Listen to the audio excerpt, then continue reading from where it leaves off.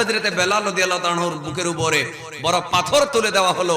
এই কারণে এমন একটা অবস্থা হয়েছে, ইনি সমস্ত সাহাবীরা যতক্ষণ টানতে পারতেন আযানের আওয়াজ বেলাল রাদিয়াল্লাহু তাআলা তার থেকে বেশি টানতে পারার কারণে আন্দা ওয়া আমাদু সাউতান, বড় আওয়াজ এবং দীর্ঘ আওয়াজ হওয়ার কারণে আমার নবী হযরতে বেলাল রাদিয়াল্লাহু তাআলাকে মুয়াজ্জিনুর রাসূল, ইসলামের প্রথম মুয়াজ্জিন বানিয়েছেন।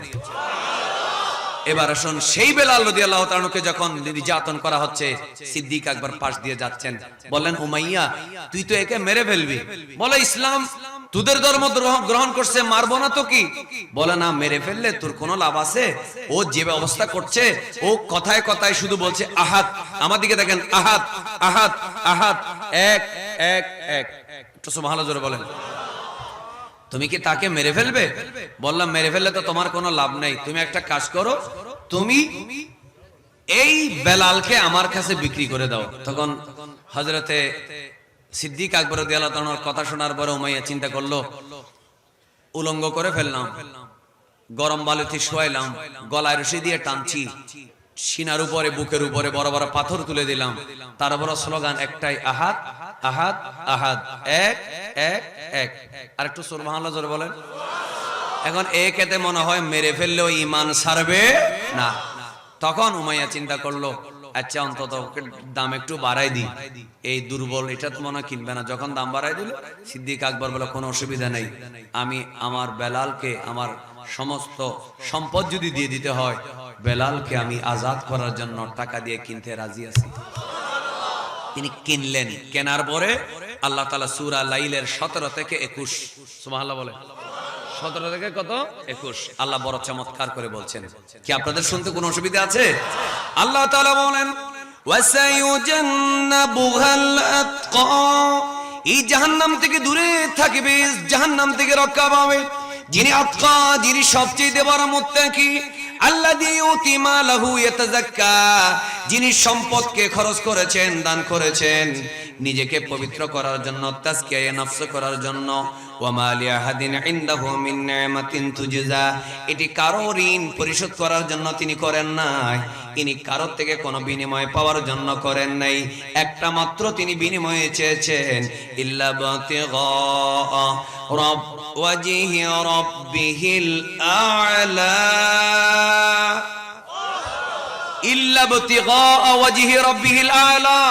এই বেলালকে কিনে নেব, কিনে নেওয়ার পরে সে আমার কাজ করবে, তার শক্তি বেশি, সে আমার কাজে লাগবে সেজন্য না, তিনি কারো বিনিময়ের জন্য না, কারো বাহবা পাওয়ার জন্য না, কারোর থেকে ধন্যবাদ পাওয়ার জন্য না, সংবর্ধনা পাওয়ার জন্য না, মানবিকতার জন্য পুরস্কার পাওয়ার জন্য না, একমাত্র ইল্লা বাতিগা ওয়াজহি রাব্বিহিল আ'লা, আল্লাহ রাব্বুল আলামিনের সন্তুষ্টির জন্য, ওয়াজহি রাব্বিহি মানি রাদা রাব্বিহিল আ'লা, আল্লাহর সন্তুষ্টির জন্য যখন তিনি এই টাকা দিয়ে বেলালকে কিনে নিলেন, তখন আল্লাহ রাব্বুল আলামিন বলেন ওয়ালা সাউফা ইয়ারদা, আমি আল্লাহ গ্যারান্টি দিলাম আবু বকরকে এমন ভাবে দেব, আমার আবু বকর হাসরের ময়দানে খুশি হয়ে যাবে। সিদ্দিক আকবর হাসরের ময়দানে কি হয়ে যাবে? খুশি হয়ে যাবে। এগুলো হচ্ছে সাহাবায়ে কেরাম রাদিয়াল্লাহু তাআলা আনহুম মধ্যে। একটু মহব্বতে বলেন মারহাবা। মাত্র কয়েকটা পয়েন্ট আমি আপনাদেরকে কিতাব থেকে কয়েকটা ইবারত বলবো, আপনাদের কি কোনো অসুবিধা আছে? একেবারে সংক্ষেপে একটা ইবারত পড়ি আমি। এটা আল্লামা পীর করম শাহ আজহারী, যারা মাদ্রাসায় পড়েন তারা জানেন, ইনি একটা সাওয়ানেহ সিরাতের কিতাব লিখেছেন, ওটার নাম হচ্ছে জিয়াউন নবী। নাম কি বললাম? জিয়াউন নবী, উর্দু ভাষায়। এটা মনে হয় বাংলা ট্রান্সলেশন হচ্ছে, যদি নাও হয় আমাদের মুশফিক ইলাহি ওরা যদি উদ্যোগ নেয় ইনশাআল্লাহ হয়ে যাবে। ইনশাআল্লাহ বলেন, আর একটু জোরে বলেন ইনশাআল্লাহ। কারণ তরুণরা কাজ করছে, আমরা এগুলো দেখলে খুশি হই, খুব ভালো লাগে, দোয়া করি, অন্তর থেকে দোয়া করি। এগুলো কাউকে বোঝানোর জন্য, প্রচার করার জন্য না, অন্তর থেকে দোয়া করছি আল্লাহ তাআলা লেখনের ময়দানে আমাদের যুবকদেরকে, যাদের যোগ্যতা আছে তাদেরকে এগিয়ে আসার তৌফিক দেন। বললেন না তো আপনার লেখা, ওই লেখা পড়েন না, শুধু ভিডিও দেখেন। ভিডিওর মধ্যে তো মেধা যাচাই করা যায় না, মেধা যাচাই যাক, ওইটা অন্যদিকে বলবো না। তো জিয়াউন নবীর মধ্যে বড় চমৎকার করে বলা হয়েছে আল্লাহ রাসূল সাল্লাল্লাহু আলাইহি ওয়াসাল্লাম এবং সাহাবায়ে কেরাম ইসলামের জন্য কেমন কষ্ট করেছেন। সুবহানাল্লাহ বলেন। শুধু ইবারতটা আমি পড়ি, কিতাবের ইবারত। এই যে তামাআল মুশরিকুনা, মুশরিকরা সবাই একমত হয়ে গেল। কোন মুশরিক? মক্কার মুশরিক। যারা বলেন কোন জায়গার মুশরিক? সবাই একটু আমার দিকে দেখবেন, আপনারা নড়াচড়া করবেন না। এই 5-10 মিনিটে আমি যদি আপনারা সহযোগিতা করেন অল্প সময়ে শেষ করে দিতে পারবো। আপনাদের কি কোনো অসুবিধা হচ্ছে? এই যে তামাল মুশরিকুনা, মক্কার মুশরিকরা এক হলো। কি হলো? এখনো পর্যন্ত সারা পৃথিবীর সমস্ত বিধর্মীরা ইসলামের বিরুদ্ধে এক আছে না নেই? আমরা ভিন্ন ভিন্ন, কিন্তু সমস্ত কাফেররা মুসলমানের বিরুদ্ধে এক। আমরা সবাই ইসলামের স্বার্থে এক কথা বলতে পারি না, এটা দুঃখের ব্যাপার। আল্লাহ সমস্ত মুসলিম বিশ্বের সকল মুসলিম নেতৃবৃন্দকে মুসলমানের জান মালের স্বার্থে হলেও এক হওয়ার তৌফিক দেন। আওয়াজটা হয় না তো, আরো জোরে বলেন না কেন? আমি তো মুশরিকরা এক হলো। কি জন্য এক হলো দেখেন, আশ্চর্য হয়ে যাবেন। এটা কিতাবের আয়াতটা আমি আপনাদেরকে দেখাচ্ছি। মিন কুরাইশ, কুরাইশের কি বিষয় একমত হলো? ফাআজমাউ আমরাহুম আলা আল্লা ইউজালিসুহুম। মক্কার মুশরিকরা, মূর্তি পূজারী, প্রতিমা পূজারীরা এক হয়ে গেল, সিদ্ধান্ত নিল সবাই একটা কাগজ, আমার দিকে দেখবেন, একটা কাগজ নিল, কাগজের মধ্যে লিখলো আল্লা ইউজালিসুহুম, আজকের থেকে যারা মুহাম্মদ বলেন না সাল্লাল্লাহু আলাইহি ওয়াসাল্লাম এবং তার অনুসারী যারা সাহাবী, নারী হোক বা পুরুষ, তাদের সাথে আমরা মক্কার কোন কুরাইশের লোক আমরা বসবো না। বলেন না বসবো মানে বসবে না। 2, ওয়ালা ইউবাইউহুম, তাদের সাথে কোন ধরনের বেচা কেনা হবে না। কি হবে না? বেচা কেনা হবে না। ওয়ালা ইয়াদখুলু বুয়ুতাহুম, আমাদের কেউ তাদের ঘরে ঢুকবে না। বলে না তাদের ঘরে ঢুকবে না। হাত্তা ইউসলিমু রাসূলুল্লাহি সাল্লাল্লাহু আলাইহি ওয়াসাল্লাম লিল কতলে, হ্যাঁ ঢুকবো, তাদের সাথে বেচাকেনা করব। কখন? যদি তারা আমাদের কাছে রাসূলকে ছেড়ে দেয়। আর কিসের জন্য? লিল কতলে, তারা আবু বকর সিদ্দিক নাকি হযরত ওমর, হযরত আলী, এরা সবাই আমার নবীকে এভাবে ধরে আবু জেহেলের কাছে নিয়ে যাবে, আপনি একে মেরে ফেলেন। একটু নাউজুবিল্লাহ জোরে বলেন না কেন? মানে অর্থাৎ ওরা আবদার করতেছে। কি করতেছে? আবদার করতেছে, যদি তারা রাসূলকে হত্যা করার জন্য আমাদের কাছে সুপর্দ না করে, তাহলে আমরা তাদের সাথে বসবো না, তাদের ঘরে যাব না, তাদের সাথে ব্যবসা বাণিজ্য করব না। শুধু তা নয়, ওয়া আল্লাহ ইয়াকবালু মিন বনি হাশিম সুলহান, এবং বনি হাশিমের সাথে আমাদের কোনো সলাহ হবে না, কোন ধরনের চুক্তি হবে না, কোন সন্ধি হবে না, কোন সমঝোতা হবে না। ওয়ালা তাখুদুহুম বিহিম রাআফাতুন, শুধু তা নয়, তারা আমাদের থেকে কোন ধরনের ভালোবাসা পাবে না। নাউজুবিল্লাহ জোরে বলেন। হাত্তা ইউসলিমুহু লিল কতলে, একটা শর্ত হচ্ছে তারা রাসূলকে আমাদের কাছে দিয়ে দিবে, আমরা তাকে হত্যা করব। আরো জোরে বলেন।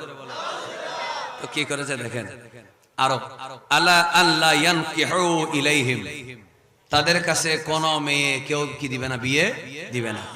ওয়ালা ইয়ানকিহুহুম, এবং আমাদেরকেও তাদের মেয়ে বিয়ে করবে না।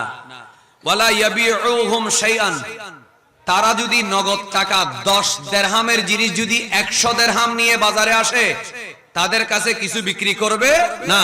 ওয়ালা ইয়াবতাউ মিনহুম, তারা যদি ঠেকায় পড়ে স্বর্ণ চাঁদি, যদি রূপা হীরা জহরত মণিমুক্তাও যদি আমাদের কাছে 1 লক্ষ দিরহামের মণিমুক্তা যদি 10 দিরহাম দিয়ে বিক্রি করতে আসে, কিনবে না। বলে না কিনবে না। উদ্দেশ্য কি?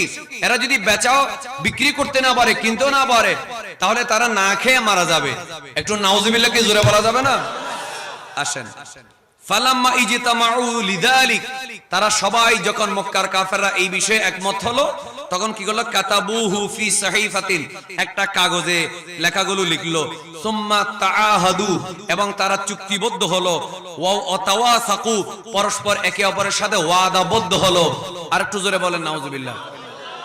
আলা যালিক সুম্মা আল্লাকুস সাহিফাতা ফি জাওফিল কাবা, এরপরে কাবা শরীফের মাঝখানে দেওয়ালের সাথে ওই কাগজটা একটা বাক্সের মধ্যে ঢুকিয়ে সুন্দরভাবে কাবার ছাদের সাথে লটকায় দিল। একটু নাউজুবিল্লাহ জোরে বলেন। তাওকীদান আলা আল-ফাজিম, কেন লটকায় দেওয়া হয়েছে? কারণ কাবা শরীফের ভিতরে যেহেতু আছে, এই ওয়াদা কেউ কি করবে না, ভাঙবে না। 1 বছর গেল। বলেন কয় বছর? তারপরে কয় বছর? 2। তারপরে কত? জোরে বলেন কত? 3টা বছর কিভাবে যে ওনারা ছিলেন, কি কষ্ট করেছেন, তার একটা বর্ণনা দিচ্ছি। হযরতে সাদ বিন আবি ওয়াক্কাস রাদিয়াল্লাহু আনহু তিনি বলেন, আমি একদিন রাতের বেলা প্রস্রাব করার জন্য বের হলাম। পীর করম শাহ জাহারি জিয়র নবীতে এই ইবারতটা এনেছেন। প্রস্রাব করার জন্য বের হলাম, বের হয়ে আমি যখন রাতের বেলা প্রস্রাব করছি, বলেন তো দেখি একটা শুকনা পাতায় যদি প্রস্রাব পড়ে সেখানে একটা আওয়াজ হবে না? আমরা তো চুক্তির শর্ত দিয়েছি, যতক্ষণ তোমার বাতিজাকে আমাদের সামনে চুরির নিচে সুপর্দ করা না হবে ততক্ষণ আমরা তাদের সাথে বিক্রি করব না, কিনবো না, বসবো না, কথা বলবো না, লেনদেন করবো না, তাদের ঘরে যাব না, আমাদের ঘরে তারা আসবে না, আমাদের রাস্তা দিয়ে হাঁটবে না, কোনো লেনদেন, একেবারে সোশ্যাল বয়কট যেটাকে বলা হয়। চুক্তিটা আমরা করেছি, মেয়াদ শেষ হলে এটা তোমার বাতিজা জানলো কি করে? তখন চাচা আবু তালেব তিনি যদিও ইসলামের কথা তিনি মুখে প্রকাশ করেননি, তিনি বললেন, আমার বাতিজা শুধু কাবা শরীফের ভিতরে না, আসমানের উপরে জমিনের নিচে কি হয় আমার বাতিজা সব জানতে পারে।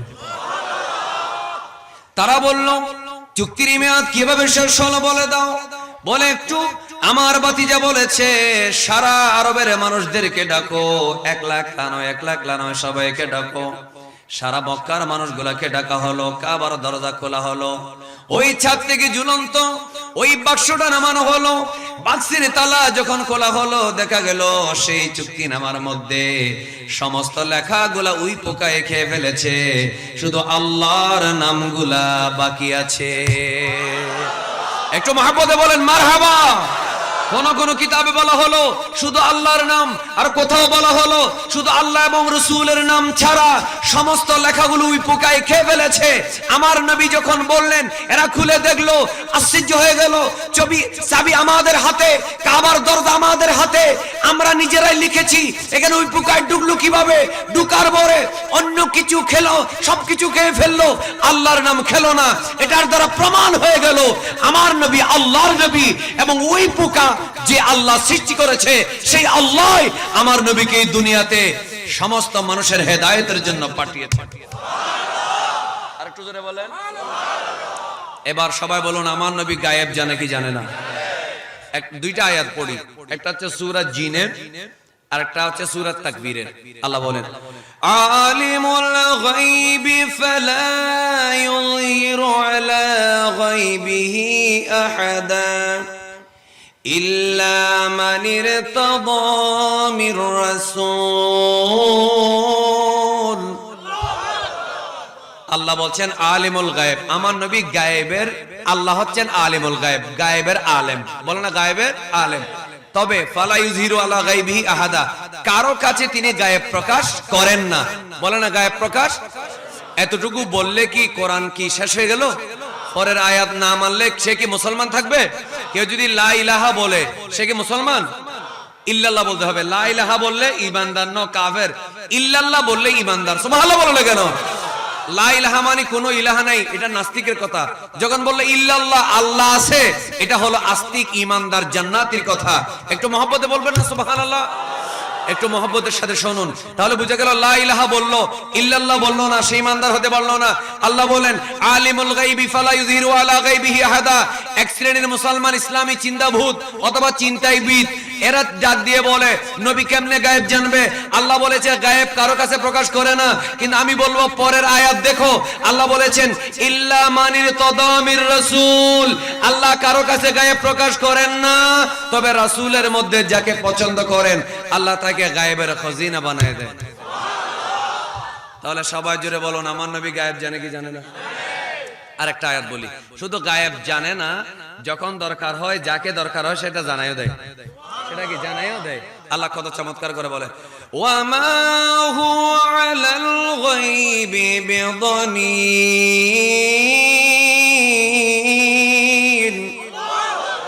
আল্লাহ বলেন ওয়ামা হুয়া আলাল গায়বি বিদনীন। বিদনীন মানে বিবখিল। আমার নবী গায়েবের ব্যাপারে বখিল নয়। বল, আমার নবী গায়েব শিক্ষা দেওয়ার ক্ষেত্রে বখিল নয়। যখন যাকে যেটা দেওয়া লাগে আমার নবী দিয়ে দেয়। এ কারণে সিদ্দিক আকবর রাদিয়াল্লাহু তাআলা ইন্তেকালের আগে বলতে পারে, ও ও আয়েশা, তোমার 3 বোন আর তোমাদের অন্য ভাই, তোমরা সুন্দর করে বন্টন করে নিবা সম্পদ।